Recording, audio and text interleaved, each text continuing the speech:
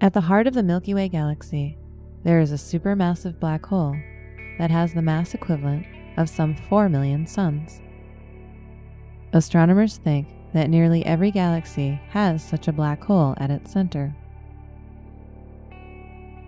For reasons that scientists don't fully understand, the Milky Way's black hole, known as Sagittarius A star, is unusually quiet compared to similarly sized black holes in other galaxies.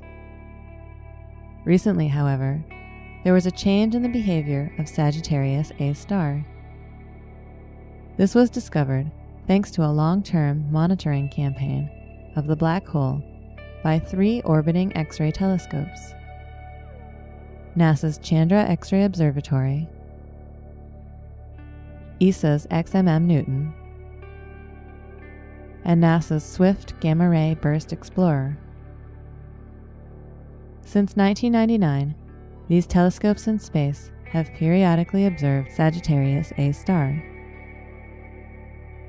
While things have been relatively quiet from the black hole over most of the past decade and a half, astronomers saw an increase in flares in the middle of 2014.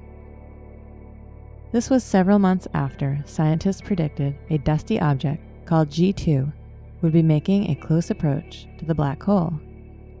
It's possible that G2 got so close that the strong gravitational pull of the black hole grabbed some of its dust, sending it down toward the black hole and heating it up to temperatures where it glowed in X-rays.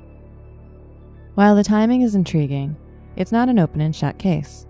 For example, the uptick of X-rays could be the result of a change in the strength of winds from nearby massive stars that are feeding the black hole.